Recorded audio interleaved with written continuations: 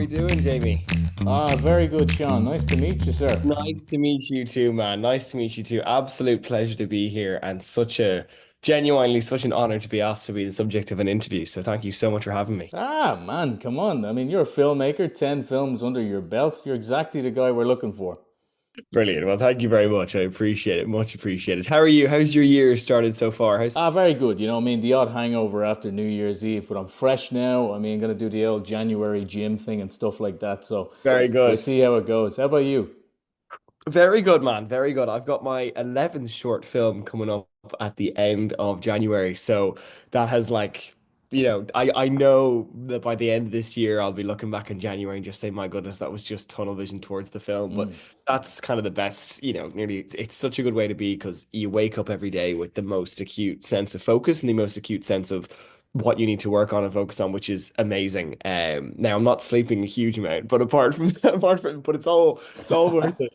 And I'm also developing my next short film already, the script for that, but we haven't even shot, Mm. Save Me from Heaven yet, alongside some other little bits and pieces. So it's really like, factoring in all those things is crazy, especially between writing the short film and then pre-production for the current one. But Mm. everything's ticking along on track, which is brilliant. So feel very lucky. And yeah, a lot to look forward to in the rest of the year as well. So no, I'm happy out, absolutely happy out. Plenty busy anyway, especially with pre-production on the new movie. I mean, Save Me from Heaven.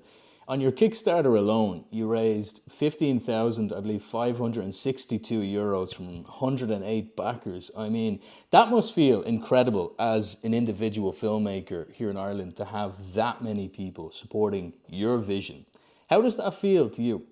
Oh man, you know what? Yeah, that's a good point. I mean, it's one of those things that you try not to think about too much, I suppose, Mm. because I don't want to know what the implications would be on my ego if I fully started to think that, people supported me to that degree. But no, on a like genuine note, it really is unbelievable, and it's just. There's tough parts of the early filmmaking journey, especially for me from the point of view of trying to do videography and trying to do filmmaking. Because videography, I basically try and have as my money earner.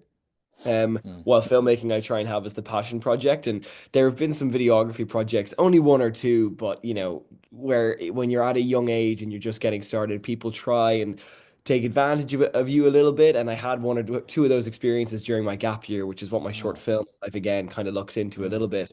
And so when that happens to you at the kind of just when you finish school and you're just trying to get your start between, you're starting to filmmaking, but also you're starting to videography so that you can fund your filmmaking journey, you kind of start to go, oh my God, like what kind of people are out there, sort of thing. Do you know what I Yeah. mean? And it's just been amazing to have a moment like this where it's like, oh no, there really are people out there who do believe in me and who do just kind of want to support the journey that I'm on and Yeah. who, that's an amazing, amazing thing. And on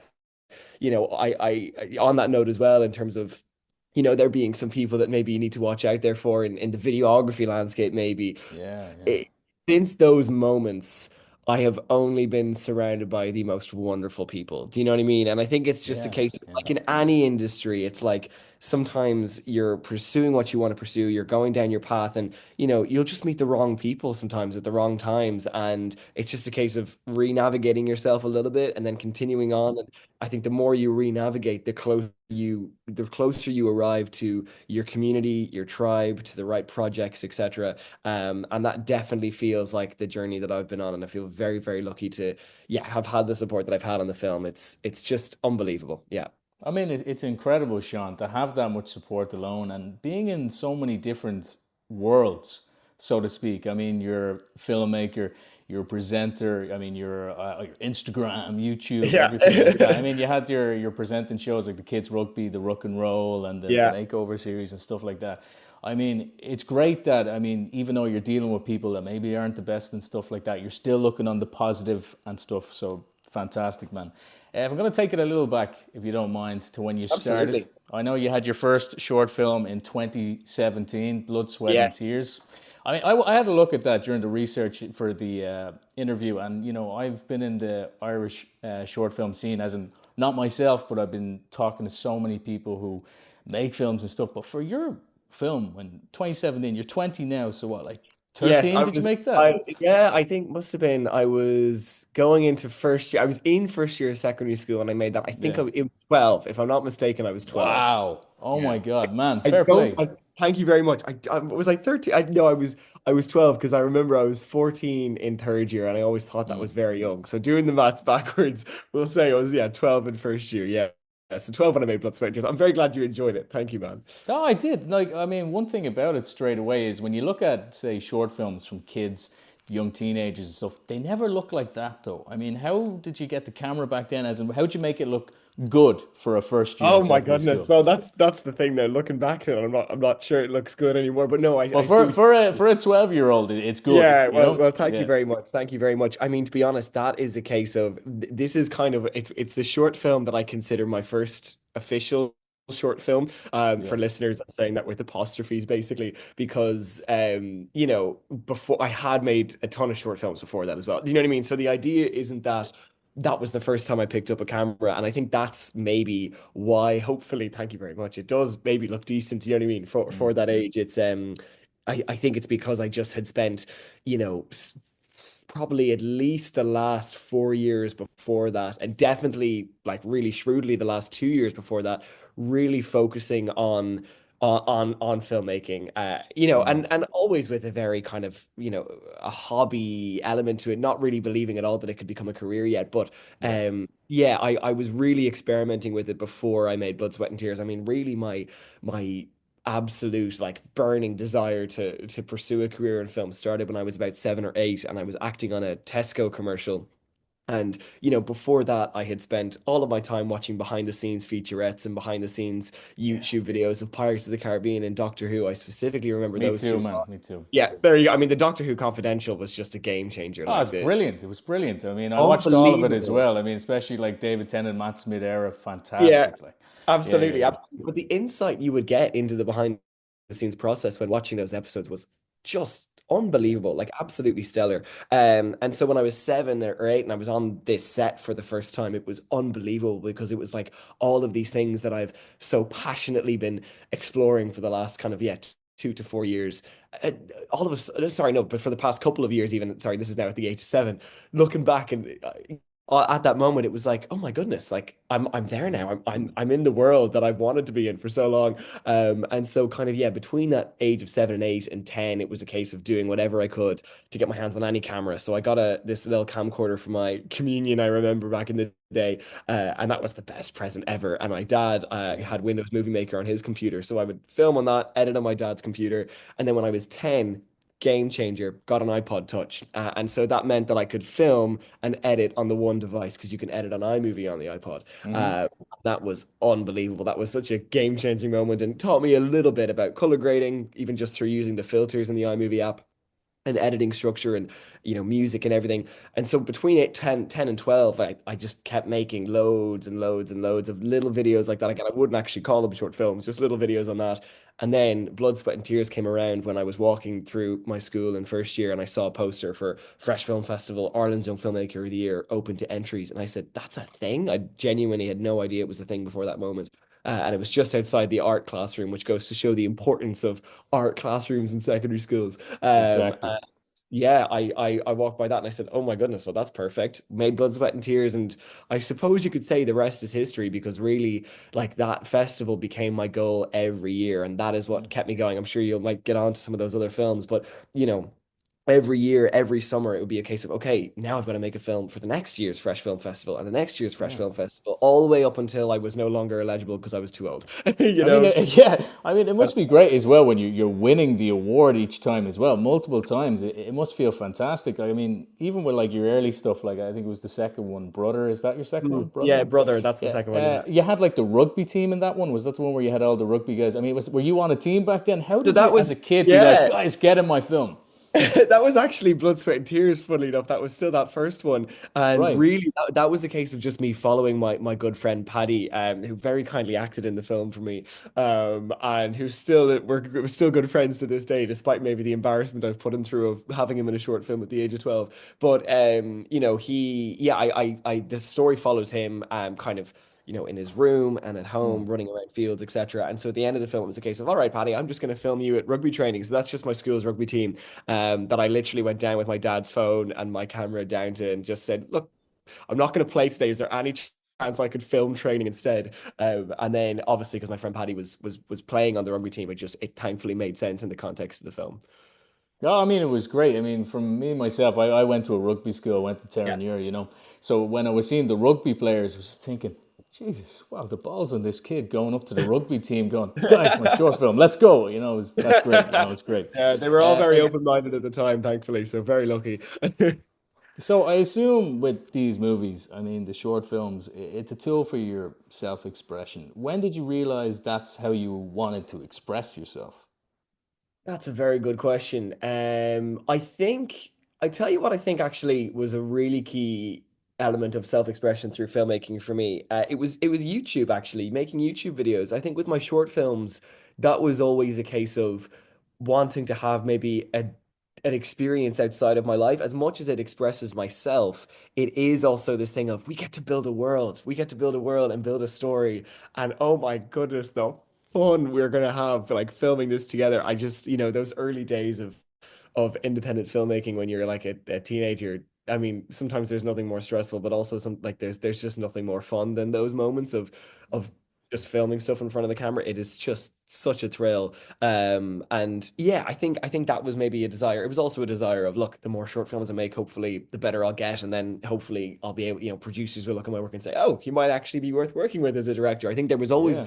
career intention and also this intention to build a world and build a story with narrative filmmaking, but also, what I love about Casey Neistat, a kind of legendary YouTuber for anyone who doesn't know him, is that he really changed, I think, the narrative, and I think he really, really did. I was thinking about this recently as to how meaningful this shift in the narrative was, but I really do think it was meaningful in his kind of redefining of what YouTube is. Is YouTube just YouTube videos? Is it just skits, or is it actually filmmaking? And I think it is, because at the end of the day, you're using a camera, you're telling a story on camera, you're editing it together in a way that makes the story cohesive and makes it enjoyable for audiences, and then you're distributing it on YouTube and putting it out to the world. So you really have all the elements of production there, in your story. It's just about maybe capturing life that's more authentic. It's a twist on the documentary, maybe you can say. And I Mm. really felt that, I would make YouTube videos nearly weekly at times during specifically first, second, and third year. And then I got more experimental with it in fourth, fifth, and sixth year.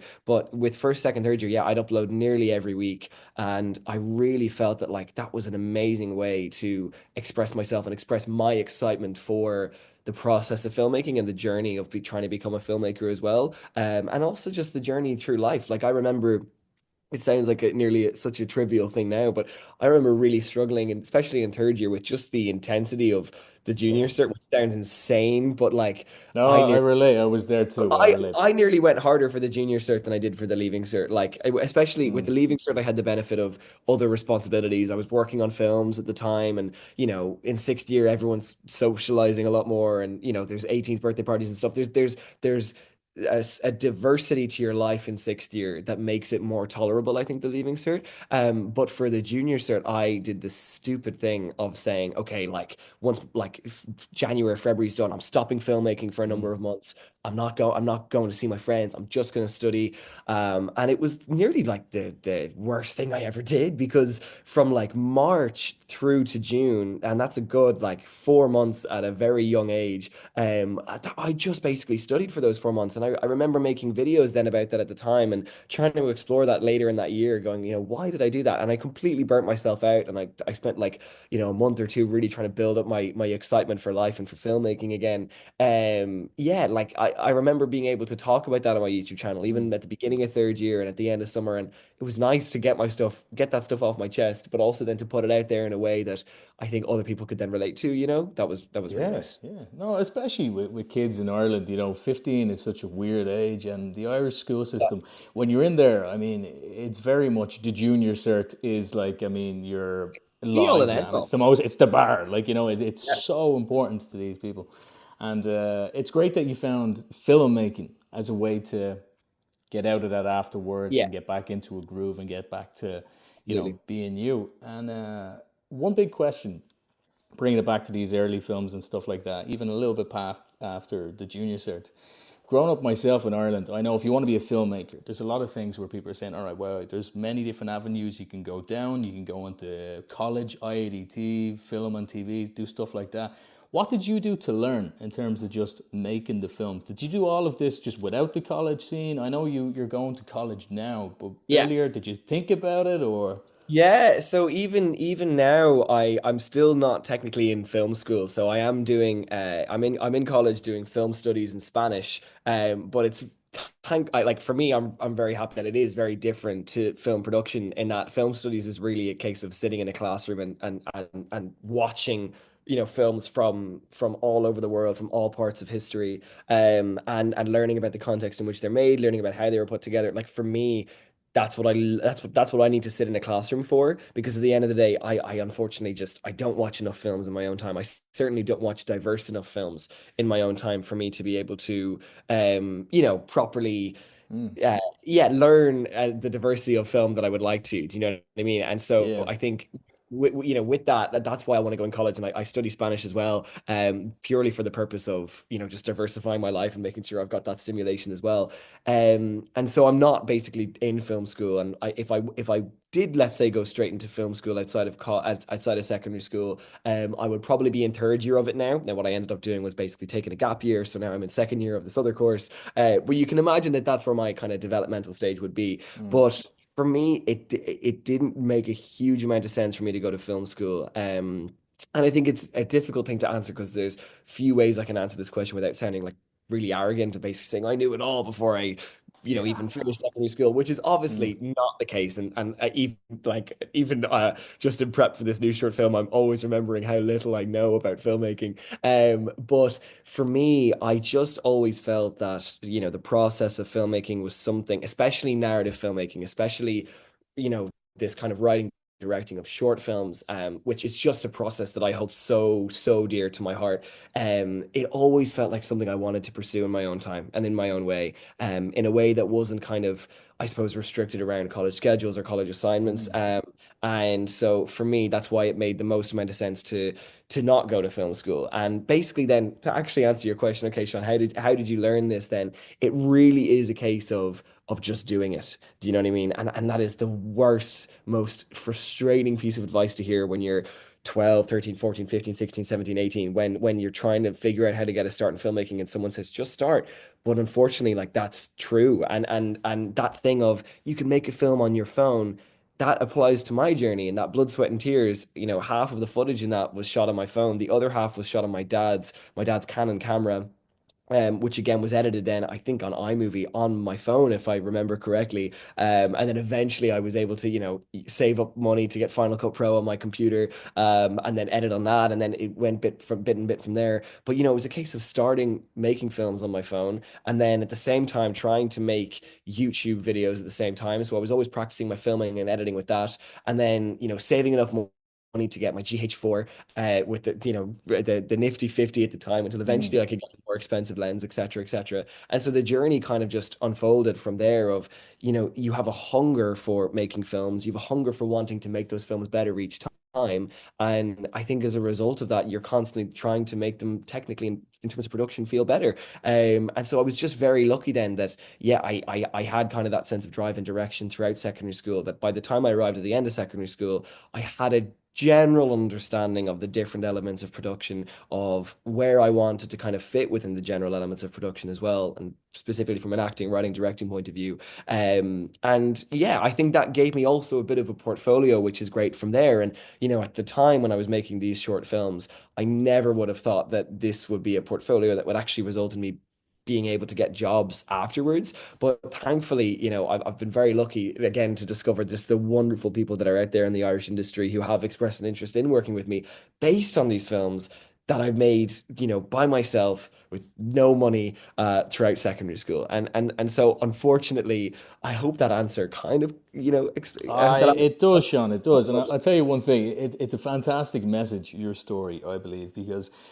in Ireland, I'm sure it's very similar in the UK and other parts of the world, but when you want to get into things like that, you can go down the wrong road. And I Yeah. thought in Alive Again, your most recent film, you gave a great example of this on the Zoom call, where Ruth was on the call to these two, I believe they were interviewers or something like that, but it was that feeling of rejection for something you Yeah. made. And that Yeah. related to me because I'm about 25 now, but when I was 18, I went into a college with a portfolio. I think I had one or two short films in it. And it was that very similar feeling of rejection where they're like, I don't know about this. This isn't good enough. Do you think that's good enough? It isn't. And that was a fantastic way of portraying that in the world. But the message was great in that film where don't listen to it. Just Yeah. come up with a new idea. So fair play to you for that. I think that's a fantastic message. Well, In thank you very terms of other things you've done, Sean, which you've done a lot, presenting, how did you get into that world? I mean, in terms of just performance in general, like does that help in terms of your productions, in terms of dealing with actors as a much. director? Could you talk a bit about that? Oh, 100%. And I actually have a really wholesome story as to how presenting really started for me, which is great. Like the filmmaking thing is so complicated in that it started when I was 7 or 8 and then, manifested itself into a short film when I was 12. And then from there, yes, I was making short films every summer, but there was YouTube videos that helped me, always continue my development of my skills. And so it's a very layered answer when I answer the filmmaking question. The presenting thing is much simpler to kind of to answer basically. I mean, a little bit of background is that I started in acting, so I started in front of the camera and still doing it to this day as much as possible. It's just such a tough gig to land. But when I was, yeah, about I think 6 or 7, I was in acting classes, right, in speech and drama classes, and I was in those all the way up until I think I was about 16 or 17. And so that kind of gives you a start when you're really young of just being confident and being able to speak in front of a group, etc. Like I would always say that that's the best thing you can put a kid into a speech and drama class or an acting class of sorts. And then obviously, as I've answered, so when I was 12, then made YouTube videos, right? And was uploading weekly to YouTube. And I was very lucky in that some YouTube videos did relatively well. I made an Irish skits video, I think that got a couple 100,000 views. That's now not on the internet anymore. But We'll for find it. We'll find it. Don't worry. It'll be at the start of this interview. exactly, exactly. But yeah, I was uploading YouTube videos, as I said, basically weekly between about 12 and 15. And so it was such a wonderful surprise that happened during this time was that just before I turned 15, just before I sat my junior cert actually in May of 2019 it was I got an email from a production company. So I got an email from Tailored Films reaching out basically wondering if I'd be interested in presenting an RTE Kids bedroom makeover show. So it'd be an RTE Kids series that would shoot over summer and there'd be a good number of episodes and hopefully another series if it does well, etc.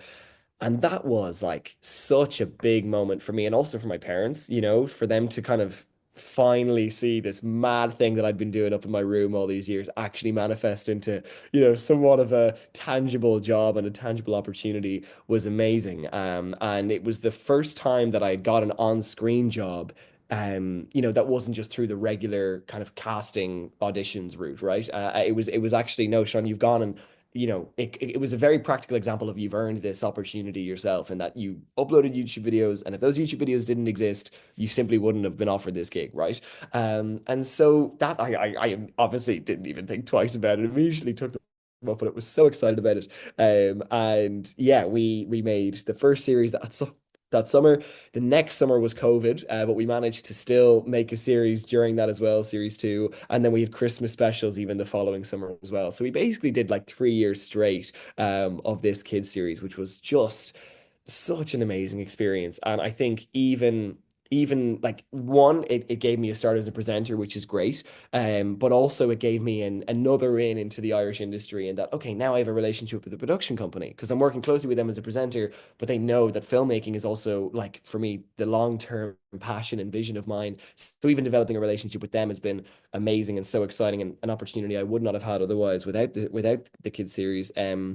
And also, it opened other doors into other opportunities to present as well. So I did presenting with John Couture, both in Dublin and also in Abu Dhabi of all places, which was great. And yeah, like that was absolutely fantastic. Getting to present with Fresh Film as well, Fresh Film Festival on a couple of occasions as well has been wonderful. So it's just been yeah, it's been a really wonderful kind of journey alongside the filmmaking route, obviously kind of most associated with the acting thing because you're in front of the camera. But it's been a really wonderful journey. And to me, like I definitely at the moment I'm kind of have the mindset of I need to be a Swiss Army man a little bit. I need to be ready to be a presenter, an actor, a DP, an editor, a colorist, or a director, or a writer, or a producer on any given day. Because just right now, I'm simply not going to get hired if I don't do that. Do you know what I mean? Like Mm, it's a case of both from a sometimes it's from a financial point of view of being able to make sure I know how mm, to film and edit so that I can continue being a videographer, or being able to present so that I can take that job so that I can just get by and keep funding my life. But also it's from that kind of career development job of, for example, I might be a trainee AC, so a trainee assistant to camera on one short film, right? And my parents might look at me and go, Sean, you got paid like absolutely basically like nothing for that day. Why did you do that? You drove all the way here and back, and absolutely you're knackered. Why are you doing this to yourself for no money? And I'm like, but the producer I worked with is there someone I really wanted to yeah, work with and develop a relationship with, or but there was an actor on it who I really wanted to see in action and who I actually got to speak to on the day, or there was a DP I really wanted to see how he approached shooting this stuff. And you learn just an unbelievable amount when you work in those kind of either trainee AD or trainee AC positions on a set. But it's about for me being multifaceted.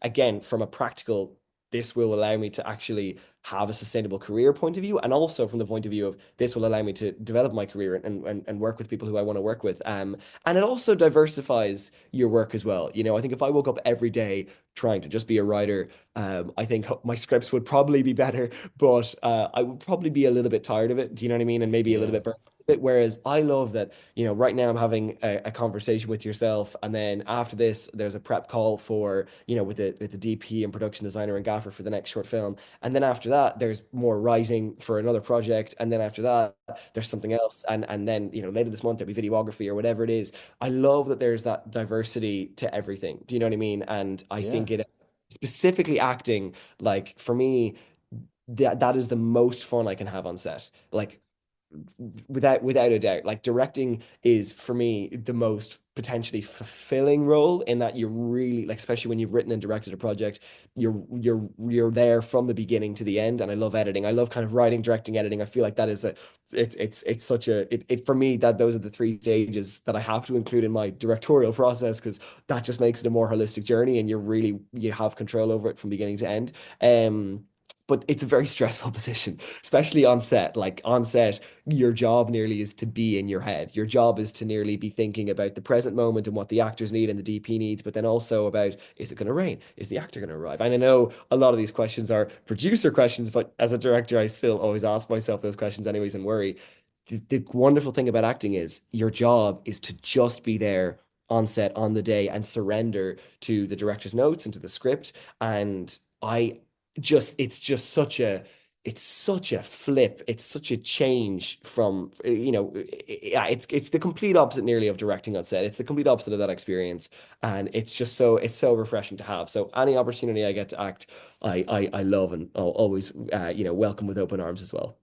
Oh, it's fantastic, Sean. It's one uniform vision as well. I mean, I'm sure you don't need me to tell you, but I mean, keep doing it because it makes it good. It really, really brings it all together. We're at about, say, the 30-minute mark of the interview. So during this part of the interview, us at Love of Film, we have a part where we just do some quick fire questions, a bit of a blitz. So if you'll entertain me, I'm just Oh, going to go fire ask, away, okay? please. Now, these are not as intelligent as the previous questions. These are just for the crack, Sean, all right?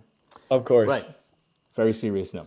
Do you have your own Netflix account or are you using someone else's? Using my parents, still using my parents. Me too. Me too. Favorite sandwich. Favorite sandwich. Oh God, they're a Greek goddess. I'm vegan, so it was this avocado lovely toast sandwich that they used to sell in Bestseller on Dawson Street, but they sadly discontinued it. So I'm currently without a favorite sandwich, sadly. Okay, we'll get you one. What's your go-to karaoke song? Oh, oh, I did Mamma Mia as a TY musical when I was in sixth year, which is a contradictory sentence, I know, but so it has to be a Mamma Mia song, doesn't it? Oh no, no, Pink Pony Club. Sorry, every day of the week, Pink Pony Club. Okay. Absolutely, absolutely. Fantastic. All right, another one, another one. Now, do you have a magic trick? I don't have a magic trick, sadly. Okay, we'll keep going. What is your favorite pun? My favorite pun. Oh, these are great questions. These are I'm not these are You seem like a challenging. dad joke person. I am such a dad joke person, but do I have a favorite pun? I don't think I do. Oh no. There's not I don't have a go-to pun. And I have to say, my friend MC on who I presented alongside on Ace My Space and on Rock and Roll, she was the pun master. That's what I'll say. I have such an appreciation for people who can do them well. So sadly, I don't even have a favorite one I can refer to, but I have such a graw for when people are able to just completely roll them off the tongue. I think it's genius. I genuinely think Good it's answer. a hint of genius. Good answer. All right, so it is a bit of a cheesy question for a filmmaker, but we always ask it two-part: favorite film and favorite series. Favorite film, controversial, but it's The Dark Knight Rises. And my Oh, it's favorite, brilliant. It's brilliant. The it's end where so he's going good. off with the bomb and the bridge. Oh, it's every And people have a problem with The Dark Knight Rises, and I'll never understand why. I'm not sure if you've it, seen like the it controversy about that. I'm like, what's the criticism? It's a yeah, Nolan it's movie. the It's plot Batman. hole. There's Bane. Exactly. Oh man, It's like the fact that he breaks his spine and then he's back in Gotham like he's two doing months later. push-ups. You know, like, it's Well, just exactly. But I'm like, guys, you're believing in a film about a man who calls himself Batman. I mean, come on, we can get over a small plot hole around a broken spine. Like for me, everything else about that film completely trumps the fact that yes, his spine heals a little too quickly. I adore The Dark Knight Rises, and even I when I was younger, I adored it, and then recently I watched it again because myself and my girlfriend were going through the Dark Knight trilogy, and we got up to The Dark Knight Rises, and I'm like, is this gonna hit the same as it did when I was younger? Like, am I gonna love this as much? And oh my goodness, I nearly loved it more than I did when I was younger. Like it makes me feel so good. And then favorite series, I mean, I really do love a lot of limited series and a lot of, so many different types of series. And this nearly feels like a cheat answer because it's so ongoing that it might as well be a soap at this point, but it has to be Doctor Who. Just, I would be oh lying man. to myself with Doctor Who. We're very similar now, Sean. I mean, Batman's my favorite superhero. Doctor Who, my favorite show. So I mean, it's There you great go. to talk to you. Oh my Yeah, there goodness, you man. go, There man. What are you the go. odds? Yeah. So, would you direct a Batman series? Are we going to see a Sean Tracy Batman one day? I I mean, don't could you know see if we yourself on a will. production of that scale? I could hopefully see myself on a production of that scale. I would be lying to myself right now if I thought it'd be on Batman. I mean, even yesterday I was on YouTube, just while I was setting stuff up, listening to, Chris Stuckman and stuff talking in the background about their most anticipated films for 2025, etc. And that kind of, brought my YouTube recommended on this kind of like whatever loophole or wormhole, not loophole. Yeah, this kind of it brought me down this path of just listening to videos about, Batman and Batman and Mm, Superman coming out, etc. And I was kind of going like, we've one of these films, it's just over 10 years since Man of Steel came out with Henry Cavill playing Superman, and now we have a different Superman, in a different mm. sort of universe. We had Batman.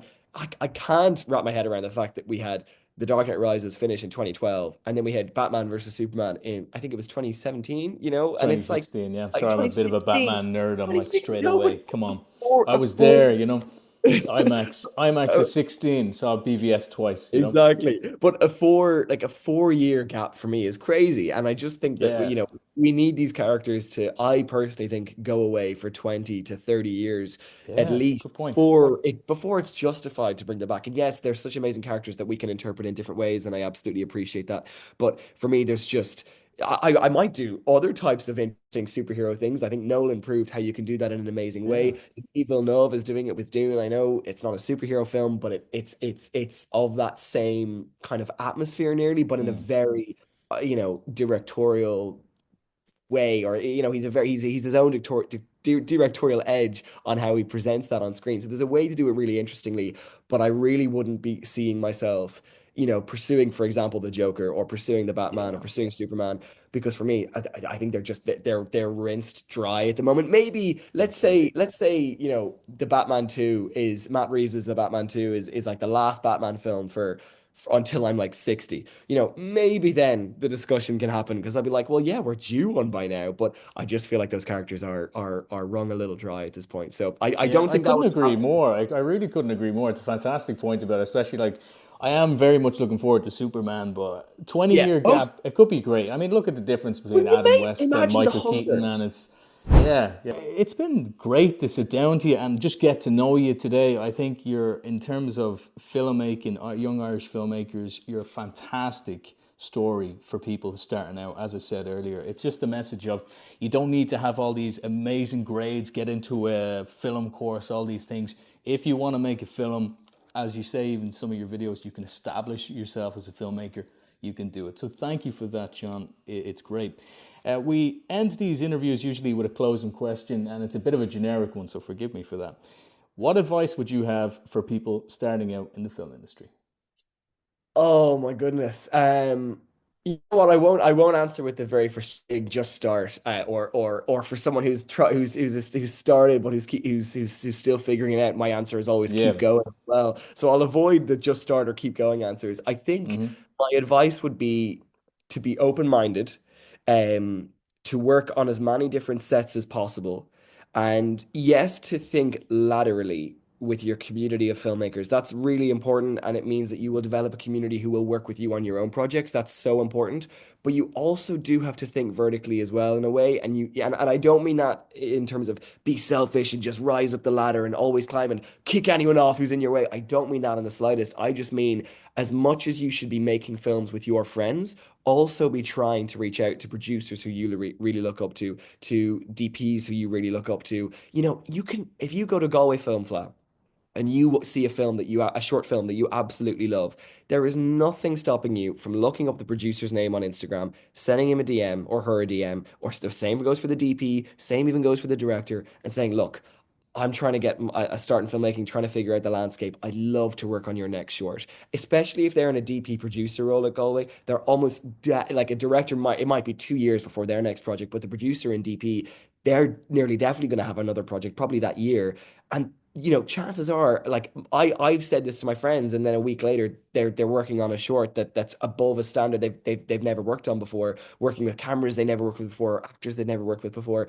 And I think that is an amazing way to yes, continue producing your own work, which is so important. If you want to be a director, you have to be directing. You can't just, be working in all these different roles and then call yourself a director. You have to actually be directing actively as well at the same time. But you also have to be working on sets that are bigger than you, that are bigger than what you've ever worked on before, because that's going to educate you, but it's also going to give you the connections that when your projects get to that level will allow you to work with the people who are right for that project size. And so I would say be open-minded, work laterally, build a community around you, make films with those people, and stay with that community as you go forth. But also see how you can work with people who you look up to, who are ahead of the ladder than you, just so that you can learn from them and get experience from them on those sets. That's fantastic advice, Seán. I think anyone who's starting out, it would be very beneficial to hear such advice. Now, you're a remarkable man, Seán. I mean, I love your films. My favorite film you made was Foundations, where it was that sort of summer flick and stuff like that. It was cool. I've watched all the films in the prep for this Thank interview, you and so I got much. to say, it's great to see such creativity coming out without these huge budgets and productions and stuff like that. So keep doing what you're doing. All right. Lisa, thank you so Well, much, man. Much all right. appreciated. Cheers. Bye You too. bye. You too. See you now. Thank you.